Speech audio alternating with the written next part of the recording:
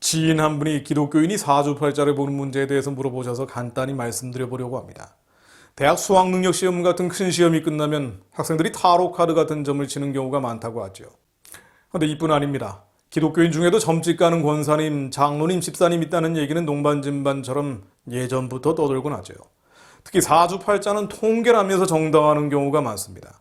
결혼을 앞두고 궁합을 보거나 중요한 결정을 앞두고 사주를 보거나 또 이사를 하면서 손 없는 나를 찾아가는 그런 기독교인들이 한국 사회에서 심심찮게 발견되는 모습입니다. 점집 가는 이야기를 굳이 다룰 필요가 없어 보입니다만 정리하는 차원에서 한번 짚어보려고 합니다. 우선 성경 말씀은 명확합니다. 점치는 것은 하나님이 가증히 여기시는 것이죠.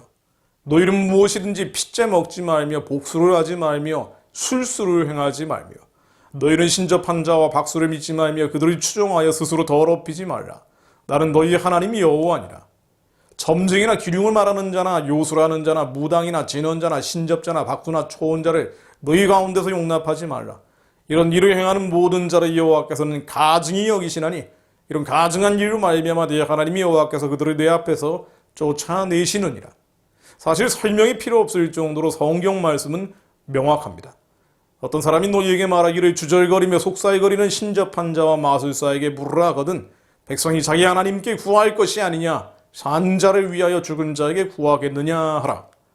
이사야 8장 19절 말씀처럼 불안감이 무엇인지 알고 싶거든 주절거리며 속살거리는 신접한 자와 마술사에게 물을 것이 아니라 하나님께 물어보라고 명령하십니다. 새하늘 새 땅이 열렸을 때 새 예루살렘에 들어가느냐 들어가지 못하느냐도 이 기준도 여기서 갈라집니다. 또 내게 말씀하시되 이루었도다. 나는 알파와 오메가요 처음과 마지막이라. 내가 생명수 샘물을 목마른 자에게 값없이 주리니 이기는 자는 이것들을 상속으로 받으리라. 나는 그의 하나님이 되고 그는 내 아들이 되리라. 그러나 두려워하는 자들과 믿지 아니하는 자들과 충악한 자들과 살인자들과 음행하는 자들과 점술가들과 우상 숭배자들과 거짓말하는 모든 자들은 불과 유황으로 타는 못에 던져지리니 이것이 둘째 사망이라. 요한계시록 21장 6, 8절 말씀입니다.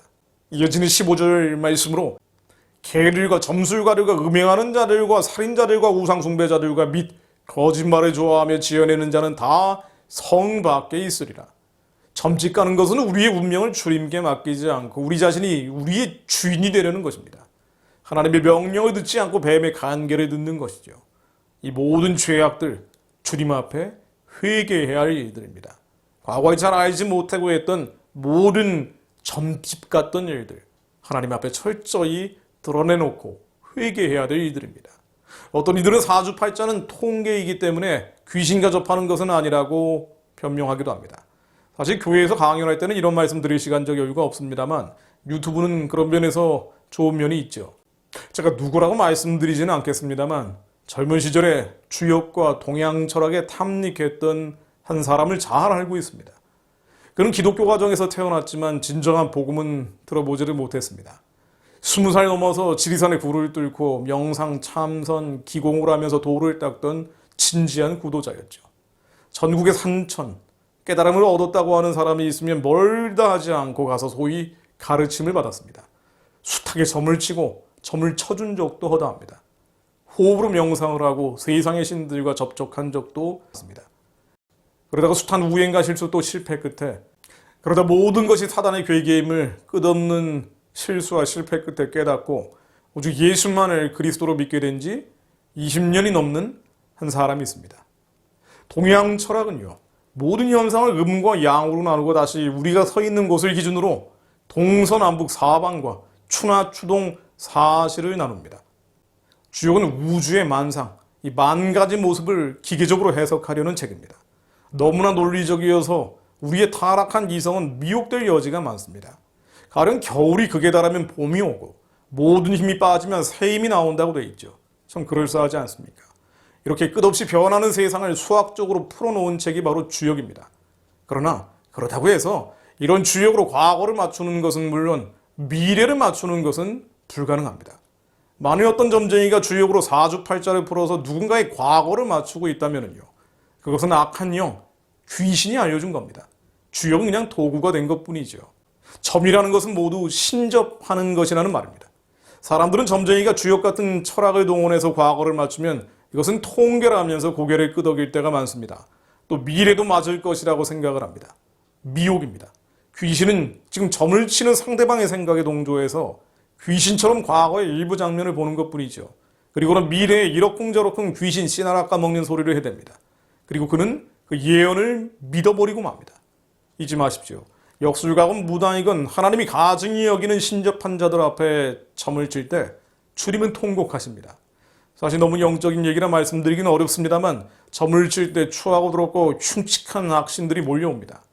오히려 갖가지 비탄과 슬픔과 우울과 절망의 영들이 당신 마음에 저주를 풀어놓게 될 것입니다.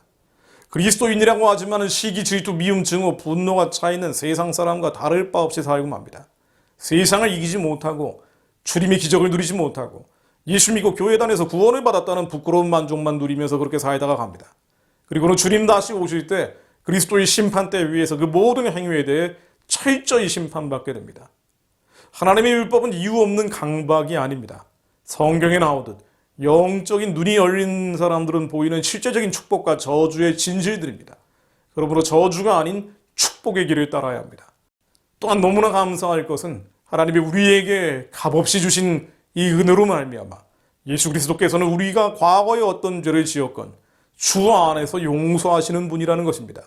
요한일서 1장 9절로 만일 우리가 우리의 죄를 자백하면 그는 미쁘시고 의로우사 우리 죄를 사하시며 우리를 모든 불의에서 깨끗하게 하실 것이요. 하나님, 저희의 지난날의 모든 죄악들을 입술로 자백합니다. 하나님은 모를 때 저질렀던 더럽고 추하고 악한 행위들이 예수 그리스도 이름으로 사함받게 하시고 주님의 보배로운 피로 깨끗게 하사 다시는 정죄하지 않으시는 주님의 은혜가 저희의 모든 것을 채워 하나님의 선하고 기쁘고 온전하신 일을 감당할 수 있게 하옵소서. 우리의 죄를 사하여 주옵소서. 우리를 모든 불의에서 깨끗하게 해주시어 다시는 죄 짓지 않고 주님의 거룩한 일을 감당할 수 있게 하옵소서. 하나님, 거룩한 자들이 일어나게 하옵소서. 육적으로, 영적으로 거룩한 자들이 일어나 하나님의 거룩한 사명 감당케 하옵소서. 우상 숭배했던 지난날의 죄악들이 다 깨끗하게 회개되고 탐심과 정욕과 음란이 다 깨끗하게 치워져서 깨끗한 그릇이 되어 주님의 일을 감당할 수 있게 하옵소서. 예수 그리스도 이름으로 기도했습니다. 아멘.